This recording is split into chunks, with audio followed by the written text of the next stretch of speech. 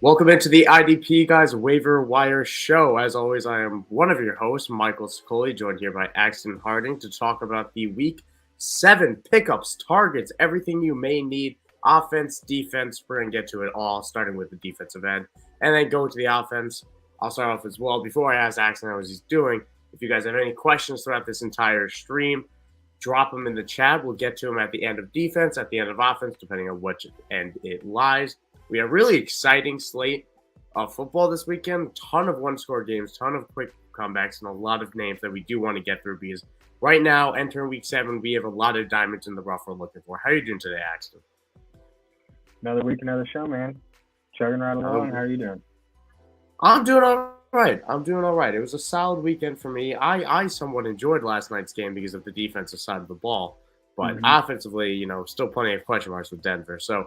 But we got names that we're going to definitely be talking about. Names we mentioned last week, which we hope he trailed and picked up. So, without further ado, let's jump into it. Let's go, Axton. Let's start with defensive linemen. We got interesting names here because last week I almost forgot, but I remembered this time. Justin Jones, I brought up as a sleeper, somebody that I thought might be able to get a sack on Thursday night. Did not get it. A little bit disappointed. Only a pass deflection. But our other two names with Dorrance Armstrong grabbed himself a sack, an okay day.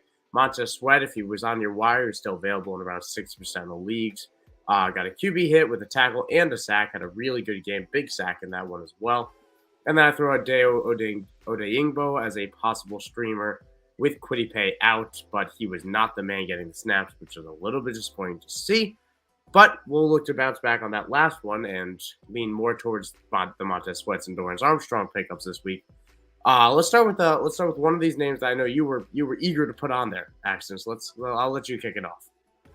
Yeah, let's start off with Matt Judon, the defensive end for the New England Patriots. He hasn't really developed a very high floor as far as production goes, just kind of overall with tackles and pass deflections or anything like that. But one thing he has remained consistent on week in, week out is he tends to get to that quarterback. And every single week leading up to week 6, he had accumulated a sack or a tackle or two, or small handful of tackles. So seems like he's getting back there to pressure the quarterback and really getting his hands on. And although in week 6 he didn't quite, he came up a little bit short, didn't quite get that sack, but next week he plays Justin Fields and the Bears, which kind of presents a great opportunity for him to really get back on track. So I just kind of like him for a streamer this week, and if he gets another sack, I really wouldn't mind rostering him and throwing him out there for bye week fill-in or something like that. I think there's a theme here with the third name we're going to bring up here. Treat this as a stream. This is a great stream because of what Justin Fields and that Chicago offensive line is, which is pretty poor right now. So it's a really Matt Judon's been excellent this year, and he is so important to what the Patriots want to do, and he is such a good player in that system. So I think he's definitely a good bet to get a sack plus maybe a TFL as well in there against the Bears this coming week. So I definitely like that name. I'll throw out Charles Omenihu. I hope I'm pronouncing that right. Apologies if I am not. He was the fill-in with Nick Bosa out. He played 71% of snaps this week, which was a season high for him. But that wasn't the only thing he's done this year, right? I mean, he's had 3 sacks in as many games, and that's good. That's good production when you can average a sack a game. He faces KC, which is only averaging just under 2 sacks a game allowed because Patrick Mahomes is so good at evading pressure, and that it might be tougher for him to get his number this week. He might be hovering around a low-end start as opposed to the better play that he's been the last couple weeks. But I still like picking him up. He was still a good player even with Bosa in.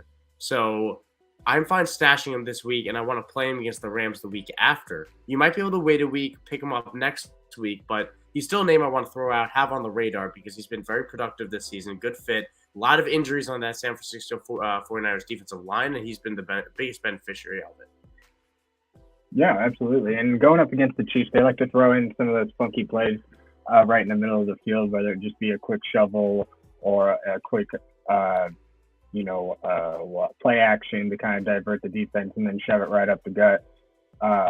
Just kind of lends well to one of those guys on the line that's taking both the spots, seeing a lot of time. He's going to see a lot of action. I think the Chiefs, having been a Chiefs fan, they're about due for a good game where the line lets people fly through. So I'd say about any time, like I said, they ought to be having a game where Patrick Mahomes sees a little bit more pressure. I'm not saying that's going to affect their overall gameplay, but it seems like they've been doing pretty well lately. And when times get pretty good for the Chiefs, they gotta bring their fans back down to reality a little bit. And good evening to you, Marco. As always, appreciate you tuning in. Always fun to see your name in there. Hope your day's going well. Hope your weekend went well. We got one other name there. You want to tackle? Or you want me to? I do like this name. I'll go ahead. Go ahead. All right. I appreciate it. You're a very kind gentleman. Nico Autry. All right. He's a little bit higher owned as opposed to someone like Charles Omenu, which is why we try to differ it up. Have a guy that's totally available versus a guy that is mostly available into Nico Autry. He's been on a hot streak. He was just on a bye, but before that, he had 3 sacks in 2 games, and 2 of those sacks came against the Colts because the Colts have one of the worst offensive lines in football. And who does he play this week, Axton? He plays the Colts again. The Colts have not figured out their offensive line. They were able to stay on the field last week, which goody, better for defensive players. I'm fine with that. I just think there's a high enough floor with the tackles for a loss that he can post against the return of a possibly hampered Jonathan Taylor in this terrible offensive line system that the Colts have. And he's done it already. I don't think he's not going to do it this time. I think he's been very good, and I think he's somebody that I'm willing to play yet again. And better yet, he also has defensive tackle eligibility in most systems. He might have defensive end as well as defensive tackle. So depending on what you need, you have some more flexibility with a guy like Autry as well. Yeah, and with the Colts backfield really being banged up, if Jonathan Taylor isn't going to go this week, they're likely going to throw a lot more passes as they proved last week when Matt Ryan threw nearly 60. I wouldn't expect near as many numbers, but with such a banged up backfield, three of their top running backs are injured or have developed something that's keeping them out of games. So I kind of expect the Colts to keep passing a little bit more to make up for that, and Nico Autry is going to be a prime candidate to rack up some tackles and possibly even a sack. Yes, sir. Let's jump over to the linebackers, the meat of the position, as I say every single week. Last week, I think it was a very good bunch of names that we threw out there. So Alex Singleton put on a showcase last night with 21 tackles. I believe they had 19 of them were solo. That might have been stack corrected down to 15, I've seen. But either way, he put up 54 fantasy points in one of my leagues, and just an unbelievable type of day from him. So I hope you guys were able to pick him up as the Josie Jewell fill-in. We brought up Brandon Browning as a guy that was playing very hot, looked very good against that Colts defense, Colts offensive line, and he followed it up with a monster 3 tackles, sack, 2 TFL, 2 pass deflection, interception, a fumble. If last night was fun for me to watch because of guys like Alex Singleton, Baron Browning, and Drew Tranquil, who just had monster days. We brought up Deion Jones as a stash when he eventually becomes active in Cleveland. That obviously didn't happen this week. Which, we said ride Jacob Phillips until that happens. So, Jacob Phillips had a good day, 10 tackles. But we said, I still don't believe Jacob Phillips is the question is Jacob Phillips holding on to that job or is JOK? Because JOK lost a lot of snaps as well this week. So Jacob Phillips is somebody you should be holding on to. If you got dropped in your league, make sure you look for him. And we also brought up Jermaine Pratt, who was a big hit with 14 tackles. Guy that was way too available in your league, so make sure that he is not. Bengals linebacker Jermaine Pratt. So, not to toot our own horns, Axton, but I think we crushed it last week. Let's see if we can keep it going this week. What name do you want to kick us off with?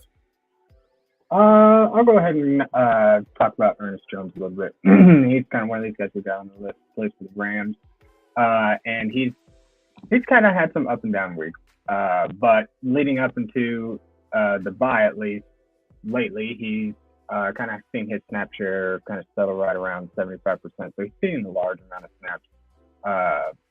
Let's see, he had 6 tackles in week 5, 7 in week 6, and those are against two defenses, or against 2 offenses that have been pretty stingy, not really allowing a lot for your linebackers. And now he faces the 49ers offense, who is just kind of hit or miss as far as consistency goes, but they're going to be making a lot of plays. and it just kind of lends well to tackling opportunities. Deebo Samuel also running the ball. They're going to be throwing it a lot over the middle. I expect him to be pretty involved and get plenty of opportunities to just kind of rack up tackles. Yeah, I think he's been growing every single week. I think he's a good name for this in this matchup against the 49ers. I just really like chasing the matchup with Ernest Jones, especially coming off the bye as well. Number 2, I'm going to bring up Josh Bynes of the Baltimore Ravens. Somebody I view this as a strictly 1-week play.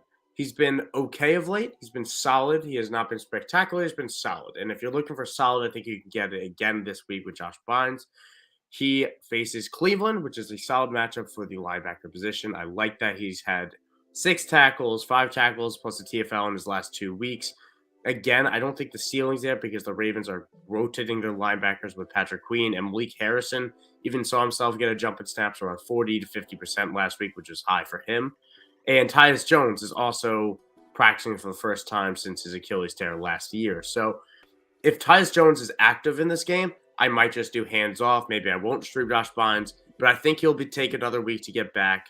And I think Josh Bynes might be he's the type of name I want to throw out there as a unrostered in almost every single format I've checked. So if you need to find a start, a guy that could get you 10 to 15 points on normal scoring, I think Josh Bynes could be that guy for one more week until we see this get even more congested.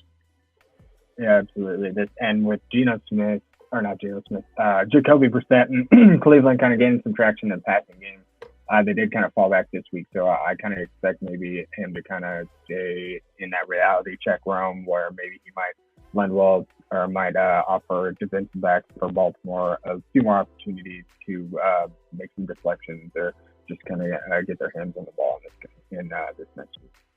Yes, sir. The last one we got up here is linebacker for the Arizona Cardinals, Marcus Golden. He saw a season-high 81% snap share this last week, but that may fluctuate with how the Cardinals are tending to move Isaiah Simmons from the defensive back to the kind of linebacker position. But last week he got 8 tackles, 2 of which were for a loss, including a sack. He just had a good day, and I think coming up, who do they play this week? The Cardinals. Okay. The Cardinals face Thursday Night Football. They will face the Washington Commanders, which is a tasty matchup across the board. It really is, absolutely. Even if Carson Wentz is in there, that offensive line is really allowing a lot of pressure and sacks to their quarterback. So that's going to lend well to a lot of opportunity for him to break through that line and get some pressure on that quarterback. I really like Marcus Golden this week, and a guy that is still widely available. I think he's one of the top pickups at linebacker, but I mean, that's all depending on your league. Again, I want to mention at the top of this, guys like Alex Singleton, who we mentioned last week as a pickup, is still a must pick up this week as long as Josie Jewell's out.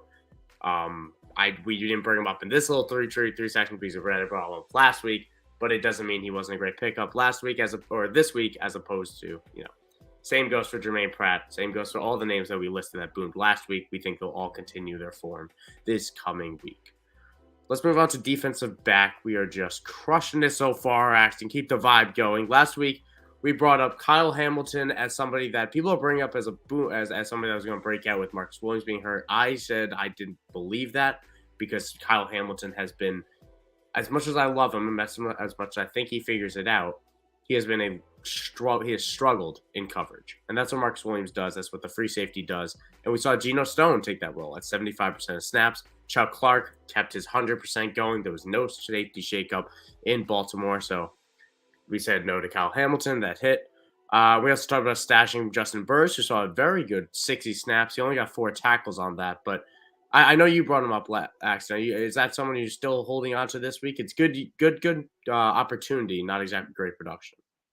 I might wait one more week, just kind of keep him steady, see if he wants to bring his numbers back up. But if he's going to keep fluctuating, I wouldn't be opposed to kind of testing the waters elsewhere. Yes, sir. All right, that's a good point. Let's go on to our pickups for this week. And this week, I will start off with somebody like the talk of the town was Cody Barton's disappearance right? I mean, Cody Barton went from 100% guy, tackle machine. He might be garbage, but he's getting you those fantasy points. And then he just got to, he might be garbage, and that was the end of the sentence because Ryan Neal stepped up as a safety slash linebacker for Seattle and took over. He took that job pretty much. He had 7 tackles in each of the last 2 games. He doubled his snap count in week 6. Or he didn't double in week 6. He had 77 in week 5. He had 71 in week 6. Just the usage is there. They're utilizing more safety sets with him, Josh Jones, and Quandre Diggs on the other side as well in Seattle, right? Yeah, one of the Diggs on the other side there. But it's Ryan Neal is somebody I do like. He has 7 tackles in back-to-back weeks. He had a pass deflection in week 5. He followed it up with a sack, a forced fumble, a pass deflection in week 6. Definitely going to be one of the hottest names on the wire this week at defensive back, and a guy that I really like because the breakout makes sense. As much as Cody Barton's production was great for fantasy, he was every clip that you could find, he was missing tackles, he was making poor plays, he was taking poor angles, he allowed big moments for the Seattle Seahawks, which had the worst defense in football. And then they had a really strong week this week when they didn't play Cody Barton. So maybe it's a scheme thing where they just decided, hey, this is the week we're gonna go more safeties, less linebackers, and maybe that bounces back for Barton, which is why I wouldn't cut Barton if I had him. I'd hold him one more week or so. But I think Ryan Neal might be here to stay. He's been very productive for them and a really big piece of what they did this past week against the Cardinals. Yeah, definitely. And that linebacker defensive back eligibility, at least with how he's playing on the field, it just really lent well to his tackle floor, and just he's been able to really pad the stats in terms of not only tackles but your interceptions. And with those tackles, he's been able to, with being lined up as a linebacker, get that sack, force fumbles. He's really just having all these opportunities to not only just stack a single stat in the stat sheet, he's really just kind of padding it everywhere. And you just like to see that come of an increase in playing time. And I think, like you said, I think it's just gonna. I think he's here to stay, and I think it'd be worth a roster pickup, and might potentially find yourself a new defensive back moving forward. Yes, sir.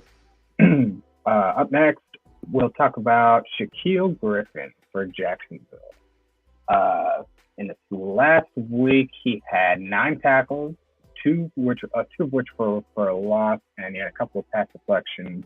And he's had a good tackle floor of a solid 6 tackles every week since at least week 3.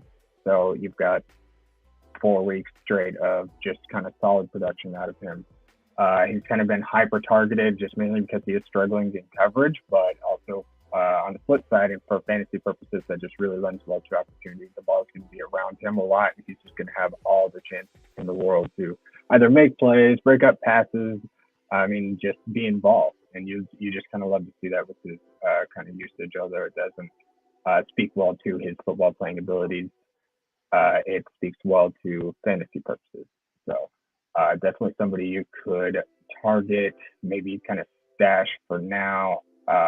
But if his play continues and he keeps this level of play up, he might be somebody you can stream. And definitely, we always like trying to mix in a cornerback and safety because we blanket it under defensive backs. We know a lot of leagues obviously have cornerback and safety designations. I think Shaquille Griffin is a good target because he has been really bad, which is really good for fantasy. So for the time being, that's going to work, and that'll keep on going. So the last name I want to throw out there is John Johnson of the Cleveland Browns, somebody that has been productive all year long. But I bring him up because in one of my deeper tournament pickups Saturday, I had Deshaun Elliott on bye. I needed to pick up another safety. I was looking. John Johnson was there. And he was just there in every single league I happened to check in. I picked him up. I played him. I was happy with it because he's been very productive all year. He's averaging 6 tackles a game. He's used all over the field. So all of a sudden you have a lot of potential for pass deflections as well as potential interceptions. He goes against Baltimore, which allows a lot of points to the safety position. And the Browns are just desperate to find playmakers on that secondary. So John Johnson, I don't think they have anyone to ever take the snaps away from him right now. I think he's playing as well as they could ask him to reasonably. And for fantasy, it's been stable. It's been so consistent, and consistently strong is all you could ask for at that safety right now. I like consistently strong Axton. So John Johnson of the Cleveland Browns is the last name I want to throw out there for defensive pickups on the secondary end. So just highlighting that again, Ryan Neal, Shaquille Griffin, and John Johnson on defensive back. So we have a few questions here. Oh, sorry, go for it. Oh, no, you're fine. I was just saying that Lamar Jackson and the Ravens are kind of reeling right now and having they're really being brought back down to earth, so they might have a good opportunity to kind of keep that going and take advantage of any mistakes that they might make. Kick them while they're down, says Axton. So let's we have a couple questions in here already from the chat from Marco. I'm going to quickly start with the one from one of our subscribers, Vikas07, who mentioned in our Discord channel. Again, if you're watching this and not a subscriber, the IDP guys have an amazing Discord channel where you get all your questions answered on a regular basis. You get prioritized.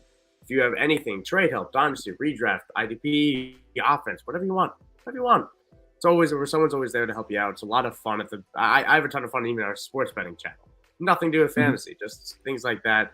Shooting the stuff, so to speak. So, but one of those the question came in. It's talking about the Dallas safeties, and I thought it was an excellent question because, if we watched last night, you saw Donovan Wilson, you saw Malik Hooker, you saw Jaron Kearse come back from that injury, all record 80% of snaps, all be productive as well. So he has Jaron Kearse. He's wondering what he should do with him. Should he hold him? Should he drop him? What are you thinking, Axton?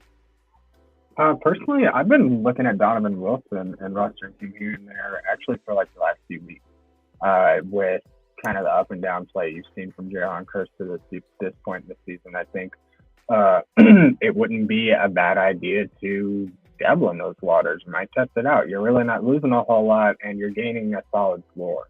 Donovan Wilson has kind of developed himself a minimum 5 tackle floor for all season long, at least to this point.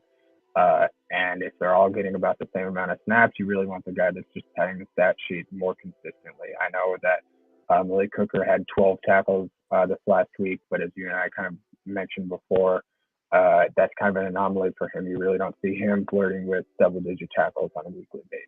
So I really wouldn't mind giving Donovan Wilson a try and kind of kicking Chris to the curb. Yeah, I mean, if Donovan Wilson's the guy that I would be bust holding, because I love how they use him. They use him more on blitzes than the other two guys. I believe he's tied, if not in first, for the most pressures among defensive backs this season, ahead of guys like Budda Baker, ahead of Xavier McKinney. I think Wilson has 6, McKinney has 5, Budda Baker has 4. So that's good usage right there. That's how Dan Quinn wants to use him, and that's what's working. So I really like Donovan Wilson. He's a guy that I'm locking in. I think Kearse stays on the field over Malik Hooker. But I think both get used. I think both eat into each other. And the best thing I could say is I want to relate it to the guys that are on the wire. So because if you're dropping Kearse, Kearse, I apologize. If you're dropping Kearse, you're dropping him for one of the names we just mentioned, right, Axton? So would you drop him for Ryan Neal, Shaquille Griffin? I probably wouldn't drop him for Shaquille Griffin. I would drop him for Ryan Neal and John Johnson. What do you think? Yeah, that's kind of where I'm at. Now, I'm only assuming that Malik Hooker and Donovan Wilson are on the wire there, and if you don't have any options kind of better than that anyways, I might hold on to Chris just because the snap count is high usage. But if any of those, what you said, if Ryan Neal and Shaq Griffin are out there, I wouldn't mind. They would kind of be the people that I'd be eyeing in replacement. Because like you said, you don't want to be dropping somebody to get somebody worse or somebody with less playing time gets less opportunities. So I'm kind of with you there. Great. Kind of with me is all I can ask for on these lovely Tuesday midday shows. So let's bring up a question from Marco in the chat. What are our thoughts on LaMarcus Joyner? Should he hold him or drop him? I refer you to the answer I just said of I would drop him for Ryan Neal and I would drop him for John Johnson.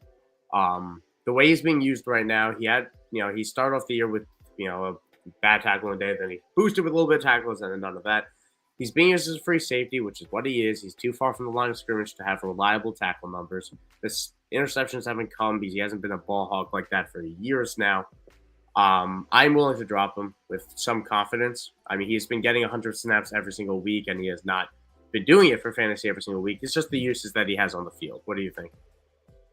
I'm in total agreement. If you're getting a guy that's on the field for 100% of snaps and he's really not producing very much a floor of any kind, you kind of really got to go elsewhere and try to find somebody that's got a little bit more upside, even if they might not be on the field near as much. If they're padding the stat sheet, getting tackles, deflections, forced fumbles, anything, you're kind of looking at an improvement. So I wouldn't really mind, again, as you mentioned, maybe dropping Joyner for one of these guys we mentioned for this week, or if anybody that we've mentioned in past weeks is still available, snatch any one of them up as well.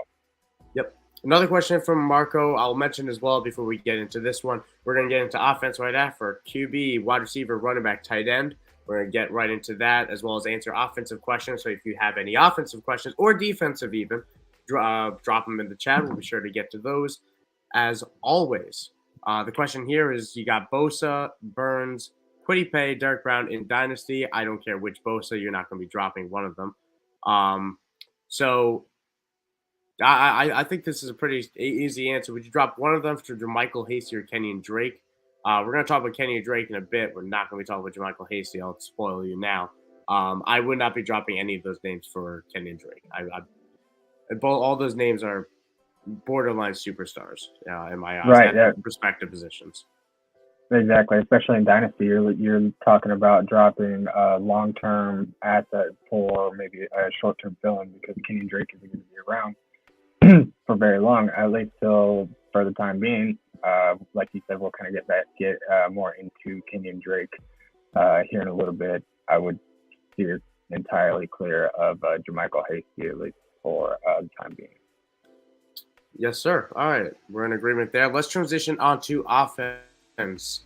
Again, make sure, by the way, if you're watching right now, make sure you are subscribed to the YouTube channel. This show comes out every single week, as addition to a ton of other amazing content. I know IDP Tipster is putting out a ton of amazing Dynasty profiles on guys right now, so be sure to subscribe if you aren't currently, as well as checking out the IDP Guys Twitter at IDP Guys. Let's start with the quarterback position, Axton. So last week we talked about Geno Smith, who, remind me, did not do all that well. I mean, the Seahawks won, but it was really on the back of Kenneth Walker in that run game, right? I don't think he threw for a touchdown, but Jimmy G had a solid day with around 280 passing yards. He threw 2 interceptions, but he also threw 2 passing touchdowns. I think you could play him again against KC, but because it's boring, I'm not going to mention him as the 2 pickups this week, but I would like to note Jimmy G is a cable streamer again against the Chiefs. But this week, I'll let you take it. I'll let you take it off with the first name. I know it's the one that you put down there. This week we are endorsing a Matt Ryan stream, just strictly because of, as we alluded to earlier, that backfield for the Colts is really banged up, and it's just a nightmare. And in turn, they've really relied on the passing game. Matt Ryan actually broke a single game record of I could be wrong in certain details, but he's one of few, if not the only person to throw for over 50 attempts, 350 yards, and not throw a single interception, which impressive as at face value. But when we're looking at long-term potential, I don't think Matt Ryan's going to be seeing these kind of games every single week. But with that backfield really banged up, they are going to be passing it more. You just kind of hope that he can really continue this groove and keep things going week in and week out. But I think just strictly because they're not going to be running the ball near as much and they're going to pass the ball more, he's just going to have more opportunity to make a nice turn this next week. I do want to note that the fantasy value of Matt Ryan, which has kind of surged a smidge the last 2 weeks, it coincides with the team actually playing Alec Pierce, who is a very good wide receiver, and the rise of Alec Pierce might also be coinciding with the rise of Matt Ryan. There is a reason for this, is my point. And Alec Pierce is not going away. He caught that game-winning touchdown. We're going to mention him in a small bit, not as a pickup, but as a victory lap, which spoiler. But another quarterback I want to bring up this week. This is a low-end QB2 start. I want to mention it as well. That it's not an exciting thing, but Daniel Jones. Daniel Jones plays Jacksonville this week. I like the matchup against Jacksonville. And he entering this week, he only had 3 rushing yards this past week, but he entered the game with the 3rd most rushing yards among quarterbacks. That is good for fantasy value. And while he probably is not going to throw 2 passing touchdowns like he did this past weekend, he could throw 1 and he could run for 40 and he could throw for 250 yards. that's good enough for a low end QB start around that QB 16, QB 17 range. So one QB leagues, probably not someone you're chasing, but a 2 quarterback league, if someone's on your wire in a smaller format, I like him. Again, I want to throw out Jimmy G as somebody that I think is definitely on your wire. I just traded for him in Dynasty actually yesterday as my new backup because I'm going to slot him in and play him for Josh Allen on bye this week. So Jimmy G is also a really good streamer. Yeah, Daniel Jones has averaged at least 6 rushes every single game, so it definitely has that rushing upside and a lot of potential kind of moving forward, and especially with the Giants really kind of doing solid overall. I was surprised to see him get 2 touchdowns with such a banged up wide receiving core. So just kind of definitely an interesting streamer this next week. Yeah, and he did get Wan'Dale Robinson back. Eventually maybe he gets Darius Toney back. Daniel Bellinger is emerging as a pretty solid. He's playing really well for a rookie as well. But yeah, he's played well this year. He's played well as the game manager that he is. They're playing the Giants, and scrutinize me for this, but they give me 2021 49ers vibes, and maybe it's just because of Salah. Oh, no, not Salah, but maybe it's just because of the strong defense running game combination. But we're going to talk about the running game here with the running backs. Last year, we talked about Kenneth Walker, we're not going to victory lap that. That was an obvious pickup. Hope you guys got him in your leagues if he was not stashed. Benjamin, who got the work, ton of touches, ton of snaps, wasn't exactly efficient with it, which, to be expected, but the volume alone got you done for a flex day. And we brought up Jerick McKinnon as somebody that I was hoping to break through. He led them in snaps yet again, but it didn't allude to much. So I think it's officially time. If you guys were, I think everyone was on the level of just saying hands off the Chiefs. I think it's fine to say now hands off the Chiefs backfield, unless Christian McCaffrey gets traded there next week. But we'll talk about guys for this week. Which name do you want to kick us off with? Oh, I'll go ahead and start us off with Tyler Algier. With CPAT out, I believe he's on IR, correct? He's definitely going to be out for a few weeks.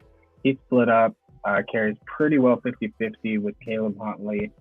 I'm just kind of preferring him over Caleb primarily because he has seen the work even prior to the Cordell Patterson injury. But this last week, he got 15 carries and 51 yards against a pretty stout 49ers defense. Next week, he plays New Orleans, who actually they play New Orleans, correct? Maybe the team that he had played. I might have put this on there incorrectly. Who does he play this week? I will look it up as you keep talking about Tyler Algier's greatness, please.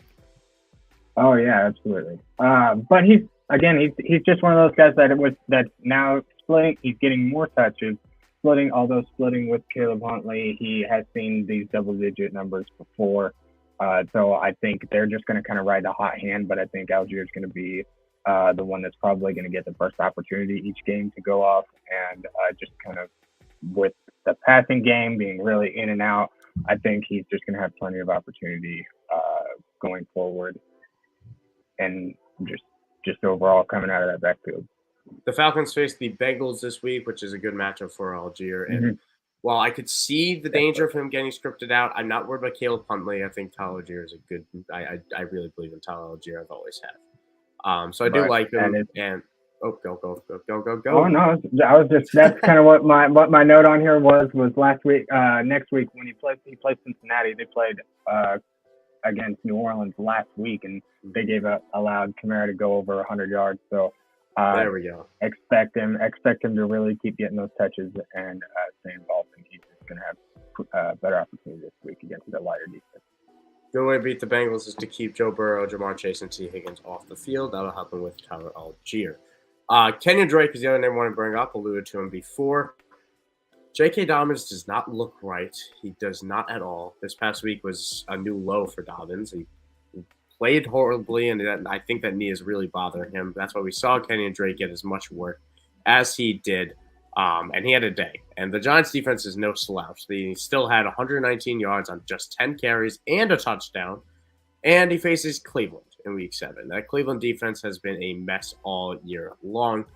Now, I have been burnt before in chasing this Ravens running game, and I do want to note that I think Gus Edwards could make his debut of the season coming off the IR. And if that's the case, I probably am going to take the hands-off approach and wait 1 week to see it merge out if Gus Edwards is back. Mm-hmm. If Gus Edwards does have to take another week to return, I'm fine firing up Kenny Drake in that matchup. I'm not going to play J.K. Dobbins. If all three are active in that weird situation that I'm going to predict on the Tuesday, I'm probably going to take my chance with the Gus bus. Probably going to take my chance with the Gus bus. But that's again to say I don't want to play any of them. Still, Kenny Drake in this running back landscape is a good pickup for this week, as well as a guy like Deion Jackson I want to throw out there too. Had a very good week, left the game with an injury, tweeted out that he's good afterwards. So if Jonathan Taylor is not good to go, Deion Jackson has firmly earned that backup job. And Nyheim Hines is third down back, not the early down back anyway. So just a name to be stashing if you weren't already. Probably were heading into this week, probably lined him up and played him. All right. Those are my running backs right there. We brought up another name last week. Do you want to touch on it? Just a brief 15-seconder. Is this Latavius Murray? Yeah. Yeah. It's Latavius. Yeah. Go. Is that who you're talking about? I keep jumping on you. Yeah. No, you're good. Latavius Murray got 15 touches for 66 yards last night. You would have thought Melvin Gordon was going to lead that backfield, and he was deemed healthy before the game. This backfield's really looking murky now with Javonte Williams out for the season. But Latavius Murray has been one that's kind of been bounced around from team to team as a replacement running back from year to year, and he's really taken over every single time he comes in, and he produces whenever he plays. You know what I mean? It's a shame that he hasn't really cemented himself in any kind of role anywhere, but it seems like he's making a career out of just kind of finding an open spot and filling in. And I expect him to keep getting those touches and remain involved in this offense, but I'm not going to go ahead and go out on a limb and say that he's just outright got the backfield right now. But it's definitely intriguing moving forward. I would say that if he's going to keep producing, he's going to get more touches. I'm going to outright say he's got the early down work. I think Melvin Gordon's been phased out of this offense. I think we saw in the second half as God bless the Monday night stream for just cutting to Melvin Gordon like every drive and just seeing him so sad on the sideline without his helmet on. I feel bad for Melvin, but listen, he didn't get a touch in the second half. There was a reason for it. They gave Latavius Murray the early down. They gave Mike Boone the third down. So I think that's what the split's going to be going forward. I wouldn't be surprised if Melvin Gordon was on this roster next week or something crazy like that because of how harshly he was phased out last night in a game that they lost against his former team. It must have been a tough one to swallow for Melvin. I couldn't imagine it, but I do think that transition was made. I brought him up last week or 2 weeks ago as a stash through the bye and somebody that I was very excited about to see, or not through the bye, through the long week since he wasn't able to play at London or after London at the Thursday night game. All right, let's move on to wide receivers. Again, I'll throw out there that we're going to be answering offensive questions. We already got them flowing in the chat. So if you have any, be sure to drop them in. We will get to them at the end of the offensive pickups. Wide receivers. Last week we talked about Jacoby Myers, somebody that was widely available for no reason. Yahoo leads at around 54%. And he got his targets yet again. It wasn't a spectacular day, but the floor is so high. He still put up double digits in most formats. We brought up Alec Pierce, who did see around 7 targets, caught the game-winning touchdown, got it done for your fantasy lineups. Quality football player. It's going to fluctuate because of how this offense runs. They're not going to attempt 60-plus passes every week, but I think he's a good player, and he's locked up that wide receiver 2 job, especially with Ashton Doolin now out for the season.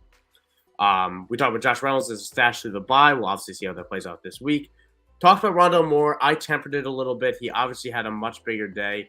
Still some weird moments with Rondale Moore, but the usage is there. Hollywood is obviously out for the season. We're going to talk about that in a second. And George Pickens as a pickup didn't really play that well this week, but he still has that connection with Pickett. Pickett obviously left halfway through, so dealer's choice. We'll see what happens next week. But pickups for this week, let's start with that Arizona situation. Robbie Anderson got traded there on Monday. Rondale Moore obviously got a lot of work and is the incumbent. Hopkins is returning. What are you doing with that situation, Axton? I'm not entirely sure, man. Interesting, Robbie there and the timing of it all, kind of how it played out. Robbie Anderson years, and with in Carolina, we really have a whole lot of great quarterbacks to work with. Even if they do in career. So now he's with Kyler, a quarterback, mobile and playing down the field. It's an interesting thing. The thing is that Hopkins coming back, but he's going to take over. He's going to get hard. Actually, you're breaking up for me on that one. I don't know if it's the mic or something, but I'm not sure. Maybe it was just me. Maybe it was just my headset. But I'll throw out my thoughts there on that. I'm not going to chase Robbie Anderson myself either. As much as they use this spread offense, they really utilize everybody. I think they'll manufacture touches for Rondale Moore. I think we'll see DeAndre Hopkins get his, and I kind of think that's end all be all. We still have Zach Ertz there, and Robbie Anderson might have his week. I could see Robbie Anderson having this week and then following it up with 3 duds in a row. So I'm not going to chase Robbie Anderson personally. I might pick him up in a deeper format where I stash him on the end of the bench, see what I got. Yeah, we have a comment in there from Marco saying the audio, so maybe it wasn't just me. Try saying something, Axton. We'll give a little test right here. Give me a 1, 2, 3, 4. Yeah, it's breaking up a little bit. I'm not sure what. Yeah, I'm not sure what happened, but in terms of Robbie Anderson or Rondale Moore, I think Rondale Moore would be the pickup for me and a guy that, if he wasn't picked up last week, is a good stash. And obviously Hollywood's going to be out now for 6+ weeks with that foot injury, which is terrible because he's been unbelievably good this year. But Rondale Moore is the pickup I want opposite of DeAndre Hopkins. Another name I want to throw out there is Michael Gallup of the Dallas Cowboys, who is still available in 50% Yahoo leagues. He did not play well on Sunday night. Did not play well, did not look good, but I still trust the talent. I'm not going to say he lost because of 1 week. He saw 7 targets, and Dak's going to be back. Dak and Michael Gallup have a much better connection than almost any of these Cowboys wide receivers do with Cooper Rush or any of the quarterbacks. I'd say it's even better than CeeDee Lamb personally. So I love that, and he faces Detroit, which I love even more because Detroit allows more wide receiver points than I could literally imagine. Like, I mean, I believe they're still allowed the 3rd most, and they just were on bye last week. So Michael Gallup is a great play this week, and he might be available because he's available in half of Yahoo leagues. So definitely check your wire, and definitely, maybe even shoot a trade out if we're talking dynasty levels of, I really like Michael Gallup as a buy low right now, if he is a buy low at all. Might not be with Dak returning of that narrative, but I really like Mike Gallup this week as somebody that I would pick him up over Rondale Moore and even the next name we're going to talk about too. Let's see, is the audio a little bit better, Axton? Can you hear me any better now? I'm not sure exactly what's going on. Okay, yes, great. we can. Yes, we can. Yeah, personally with Michael Gallup, I'm not really one that's going to reach just quite yet. I like the opportunity with that coming back. He's not really putting up any kind of numbers that I wanted to touch yet. But that's just my preference. I think I'd rather go with someone who has maybe a little bit more upside in Rondale Moore, I'd roll out Gallup out there over Claypool just because of that murky quarterback situation, and that would be who we're kind of going up to talk about next. Is are we chasing Claypool production this week? And personally, it's an intriguing situation there because Deontay Johnson kind of also in turn had a little bit lesser week, saw less targets and didn't quite produce. And Claypool got that touchdown and 90-some yards this week. That touchdown alone is more than Deontay Johnson's been able to pull off with any of these quarterbacks this year. So it might be something worth chasing. I'm definitely interested in rostering him, but I think I want to see another week out of him before I feel comfortable throwing him into my lineup, unless I'm in an absolute pinch and I just got to roll him in there no matter what. Ideally, I'm not playing him either, but I would be fine doing so against Miami, who they play this week. It's a great matchup against Miami. But I do agree with you that if I can bench him, I would be fine with it because he has hurt fantasy owners for too long this season. He has not looked good. He has not played well prior to this week. So we'll see what's real and what's not, as well as we're probably going to have Mitch Trubisky this coming week, which is another variable that didn't work out for Claypool early in the season either. Claypool with Mitch was, he saw targets, but they weren't really catchable. They weren't really quality. So I like him as a pickup. I'm not going to break the bank for someone like Chase Claypool. I don't think the ceiling is there.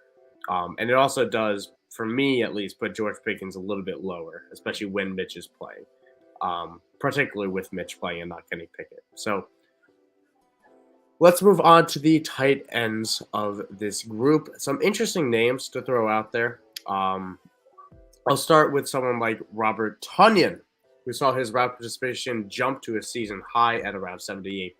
He saw 12 targets and, better yet, was the first Packers tight end ever to have 10 catches, which seems impossible, but also very real when you think about what the Packers have been for the last 20-plus years, 30-plus years, and what football was before that.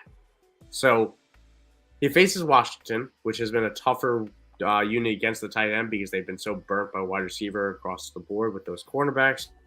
So it might not come, especially with the Packers looking as bad as they are in terms of options in the red zone, or like they haven't gotten to the red zone, so maybe Tony might not be the red zone guy we hoped he was, but the volume's there right now. So I'm fine chasing him this week, and he has an even better week matchup the week after. So I'm willing to play him, especially with how dirty tight end can be. Yeah, exactly. If you're in a pinch and you got some bye week issues this week, I think Robert Tonyan is someone that's going to offer a lot of upside. That's for sure. Someone else that's kind of offering a lot of upside in the tight end room is Evan Ingram for Jacksonville. He's steadily seen I think a minimum of 3 or 4 targets in every single game. So with Trevor Lawrence really taking that step forward this year and kind of coming out and putting up good quarterback numbers, he's found Evan Ingram to be kind of a security blanket of sorts, if you will. Not one that's just going to go off every single week, but someone that can just be there to catch a football when he needs it, and kind of get him flowing. He plays the Giants this week, who have allowed the 5th most points to tight end, so it just kind of lends well to those opportunities, especially with this defense that's been playing well overall. You'd like to think that if they've allowed the 5th most points to tight ends, they're probably more focused on the wide receivers and running backs. So they're going to focus their coverage a little bit more on the outside and kind of leave that middle open for Evan Ingram. So this also offers to be a revenge game for him. And in their last 2 games, he's seen, again, 6 targets each of those last 2 games. So it's available in 64% of your Yahoo league. So in more leagues than not, he's going to be out there. And if you need a tight end to stream this week, he's definitely going to be one that's going to give you a solid 4 targets and just kind of offer a lot more potential. Yes, sir. And I'll throw out another 2 names right here, and I'm going to say a pair of rookies. So Greg Dulcich was on display on Monday night, and that was somebody that I liked in the draft. I thought he was a good player. The Broncos clearly liked him. They spent a day 2 pick on him. And he caught 2 of 3. He caught, what was it, 2 passes? He caught a few passes for 44 yards and a touchdown. That breakaway run where he's kind of just left open on, admittedly, a good play call by Nathaniel Hackett. So, listen, I like him, and I do think that he immediately jumped to 71% of snaps. He immediately took that starting job for the Broncos because of how bad that room is. In fact, Albert O was totally inactive, so I hope that's the last we ever talk about him. I'm not blowing the budget on him because this Denver offense is putrid, and there are still other receiving options in terms of Cohen Sutton, Jerry Jeudy, even KJ Hamler has his moments. I'm not going to chase Greg Dulcich, but he's an excellent dynasty buy, and if he's on your bench or if he's on your wire somehow in your dynasty leagues, he's on all the taxi squads I know. Make sure he's not. Make sure you're rostering him. He's a great stash in terms of long term.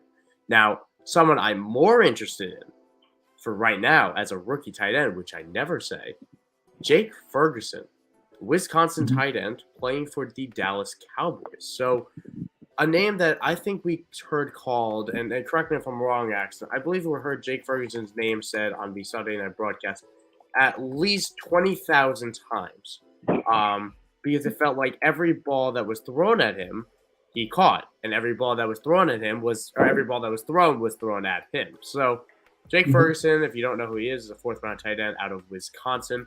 He played 51% of snaps this past week, which is not a ton, not a big number. but he saw 6 targets on that limited amount of route running. So he caught 4 of those balls for 40 yards and a touchdown. He has been hovering around that snap range. He's jumped as high as 83% in week 3. The big thing is that Dalton Schultz suffered a bit of a setback with that knee. And we've seen Dak target the tight end. Maybe that's a Schultz thing. Maybe it's just a tight end thing. We don't know. But Jake Ferguson is the reason why Dalton Schultz is not going to get a new deal in Dallas. And I think he's A, excellent dynasty future. B, I think he's a capable start if Dalton Schultz is out as a tight end 2 type of name. You might have better options, but in this world, I don't know if you do. And you're really streaming matchups. I think I think he could be a very interesting play with Dalton Schultz dealing with that PCL injury. And he also saw his lowest amount of special team snaps this year, which maybe it's more of an indictment that could be a note that he's getting more offensive feature right there. So I really like Jake Ferguson this year. I like his rest of the season outlook as well as his dynasty outlook. Yeah, absolutely. And Dalton Schultz really this year has kind of stunk it up. He's kind of disappointed, especially compared to last year. I know Cooper Rush has been playing most of the snaps this year overall, but with that injury kind of lingering and kind of keeping him out, Jake Ferguson really came in and made a statement. It'd be interesting to see this play forward as Dak moves second to the quarterback spot, because he does love that tight end position as he presented last year with Schultz putting up, correct me if I'm wrong, but top 5 tight end numbers. So not saying Jake Ferguson is going to end up top 5 tight end, but the opportunity can be there moving forward. Yes, sir. I completely agree. So let's go on to a few questions in the chat. Again, if you have any more offense or defensive questions, just drop them in and we'll try to get to them. We have time to as well. So Marco asks, he's got Josh Palmer, Wan'Dale Robinson, Adam Thielen, Brandon Cooks, Isaiah McKenzie, Tyquan Thornton, Jahan Dotson, Josh Reynolds, and I think that might be misspelled right there. I'm going to guess it's not Scrotum, but instead it's Ben Skowronek, in a half PPR dynasty. Who would he drop for when he has to elevate James Williams from his IR? I try to drop none of them, but if I had to drop one of them, it would be Ben Skowronek for me. I try to hold all the other ones. I'm not out on any of them. Tyquan Thornton is flashing a little bit, immediately got a good roll, got his first touchdown this past week. Obviously, you're not dropping Dotson, Palmer, Wan'Dale, Thielen, Cooks, McKenzie right now. So I think Ben Skowronek's my drop. I'd be curious if there's anyone else that you could, but I'd probably drop Ben Skowronek. Yeah, that's kind of where I'd be. In Dynasty, I'd want to hold on to Wan'Dale, Tyquan Thornton, Dotson, Reynolds, that's for sure. I'd probably go with Ben Skowronek again. Like you said, maybe Reynolds, but to me, it just seems like Reynolds kind of holds a little bit more value than I don't even know how to say that. It is Skowronek. He did say he doesn't know how to spell it. I don't blame him. It takes some time. And if I didn't have a big Notre Dame friend, I wouldn't know myself, as well as watching a ton of Rams games at this point. So Grant asks, would you drop Russ for Goff? Oh, in a heartbeat, 10 times. I mean, truthfully, listen, Russ had a true tale of 2 halves this week. Obviously, he was pretty good in the first half, still had some bad moments, but ultimately pretty good. And then did what he's done for the rest of the season and was completely garbage in the second half. So Goff plays the Cowboys, which I do not like. Do not like that matchup. I would try to find another streamer personally. I'd drop him for Jimmy G. I'd play Jimmy G against KC this week, and then I'd play Goff the next week against Miami. But I'm doing everything I can not to play Russ in general, who then Nathaniel Hackett came out and said that he now has a hamstring injury, because of course he does. So if you want to add another reason to not trust Russ, who has just been not that good this year, I'd find any other option at this point. Yeah, I'm definitely in agreement. And Goff just had so many weapons around him, and he's had several weeks now with multiple touchdown throws. So I don't even know if Russ has had more than a couple in a single game. I don't foresee that really just taking or changing a whole lot throughout this season, unless just for whatever reason that offense just starts to click. But right now they're looking pretty out of whack in all aspects. So long term, I definitely think I'm liking Gus, but I think for as far as playing rest this year, I wouldn't mind going about anywhere else. I think are underwater. There's something out there. Russell Wilson has one game with more than one passing touchdown. He has 2 games without a single one. The kitchen has burnt down. Grant, he will not start cooking soon unless it's with a microwave, and it's really, at that point, it's just mediocre. So, Marco asks, is Dante Pettis worth stashing? He had a nice little flash this week. I am as hands-off on these Bears receivers as I possibly can at this point. So maybe in the deepest of dynasties, I might, but in the situation you laid out before, I'd rather stash Ben Skoranek than Dante Pettis. So probably not would be the answer. Yep, I'm in total agreement. Dante Pettis that just kind of had a splash game. I'm not really chasing there at all. If anybody on a week-in or week-out basis is going to have a role, it's going to be moving your commit. So Pettis is going to have those flashing games once in a while, but it's not going to be somebody you're really going to even be able to predict when he has those games. So hands off. Yep, and I'll quickly do the quick follow-up to Marco. You could drop Jimmy G instead of Skoranek. I would not. I would hold Jimmy G over Skoranek instead of Scrotum, I suppose, that's a great one. I might have to use that one going forward. But a question from Quan here asking if Kamu, Grujiel, Hill is droppable. And this is so disappointing because we obviously had him on a week 1 waiver show, a guy that dropped, 18 tackles, I believe, right? 18 tackles in his first week of the season, has followed it up with around 18 tackles total, it feels like. So what are you doing with Kamu, Grujiel, Hill? Are you dropping him? Are you kicking him to the wire? He was just on bye. He returns this week against the Raiders. What are you doing? I'm pretty well dropping him. I picked him up after that first week and threw him on the trade block, hoping maybe pick up a quick pick or something somewhere. Nobody's bit, at least for me anyways. But after that 18 tackle week, which was really an anomaly in more ways than just tackles, with that overtime game, he saw almost 100 snaps, which is ungodly. That's not something that we can really make accurate predictions based off of. And it just kind of proved to be true moving forward, where his best game is now mere 7 tackles, floated in there with 3 tackle game, 5 tackle game, 4 tackle game. He's getting high snap counts and he's being used a lot, but I gotta have at least one more double-digit tackle game before, if I'm even considering keeping him at this point. Yeah, I'm pretty much on the same page here with KJH, and it's disappointing because obviously, like you said, like he commented then later, is that he carried him in the playoffs, and we know the usage is there, but the Colts were a great matchup. That's why that happened. But then he followed up against other great matchups, Chargers. We just saw what Alex Singleton and guys like even Jonas Griffin got in on there that the Broncos linebackers could do. We saw the Jaguars have allowed a lot of points to the linebacker. KJH couldn't really get it done with either of them. I'm not really going to chase it. You probably have better options. I do still think that weekly ceiling is there because the snaps are there, because he's so athletic. I think he's still a solid football player. And the Texas defense has been better than we all expected it to be in terms of real-life purposes. But you just probably have better options out there. Like, I think you could hold them, but it depends on your league.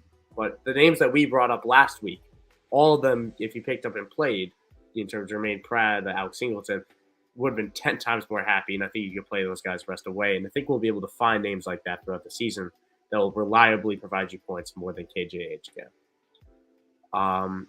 The question in as well from Quan about Blake Martinez. Situation scares him, but he's held him for so long. Does he drop him? Blake Martinez now with the Raiders. I do not drop him. Raiders I'm really interested to see what he does coming off the. Obviously, he was signed the week before. He was signed in week 5. Then it wasn't really used. Brand new to the team. Bye week comes. I want to see the usage after the bye before I kick him to the curb because he has a lot of history in this Patrick Graham system. Then Devon Diablo has been good for fantasy, pretty bad for real life. They are looking for other options, so I am curious to see in terms of his usage for this week. But I mean, this is it. This is about as much as I got left for him. If he doesn't do it this week, if he doesn't play well against the Texans this coming week against Dameon Pierce, where he's going to get 25,000 touches, I'm willing to cut him to the curb. Yep, I'm kind of the same way. In Dynasty, I'm really not. I'd like to see if he's going to get any kind of, or to what extent, anyways, this matchup is going to be. If this, like you said, this week after the bye, if he gets in there and he even logs 40 or 50 snaps, and not even a full 100%. If he logs 60, 70%, that's encouraging. I'm willing to hold on to him another week just to see kind of what happens, because he is getting used to and kind of getting slowly worked into the defense. So that might have been the plan with them. Having signed him in week 5, just kind of knowing that if they have a little bit of time before the bye, maybe just kind of get through without him, get him familiar with his teammates and the playbook and whatnot, and then throw him in there after the bye week would kind of make sense. So hold him for now. I wouldn't quite drop him just yet. Just like Mike said, just see, bear with him and see kind of what comes this week after the bye. Yep. Final question from Marco in terms of dynasty. Should he hold on to? I assume DJ Dallas. He's a handcuff. That's his value. He's the handcuff to Kenneth Walker. He's not going to factor in that much. He might have a few games of a few scat catches, maybe punches in a touchdown that you're not going to be able to predict or play. So he's a handcuff. There's value in handcuff in dynasty if it's deep enough. So I'd like to hold him if I can. It always comes down to other options. So that's what it comes down to. Yeah, it kind of depends on how deep your rosters are. If you got the room, I don't mind holding on to him just to kind of see what comes to the rest of the season. But if you're not in near the seat of the league and you don't have near as many roster spots, just go ahead and cut him. Yes, sir. And that'll be our show for this week. Thank you for all these questions, especially from Quan, Marco, as always, from Grant as well. And because you have good linebacker option on the roster, it helps to have that type of flexibility if you do have to cut Blake Martinez as well. So thank you guys for tuning in. Thank you everyone for checking it out. We have obviously this show coming every single week, Tuesday at 12 p.m. Eastern, right at noon. So any question that you have, be sure to jump in. We'll be always around every single Tuesday for that. I've been Michael Sicoli at Michael__Sicoli on Twitter. Axton, of course, at Harding_3, and the IDP guys at IDP Guys. Be sure to follow all three of us, as well as checking out the IDP Guys YouTube. It's a very great place for all the content, and of course our channels, everything that the IDP Guys offer. It's just fun. All this is just so much fun, and in fantasy football is more fun when we're playing together, both sides of the ball, all of that. Thank you guys. Good luck on your waivers this coming night, this weekend, tomorrow. Have good luck on your weekend matchups, and have a good week, good health to all.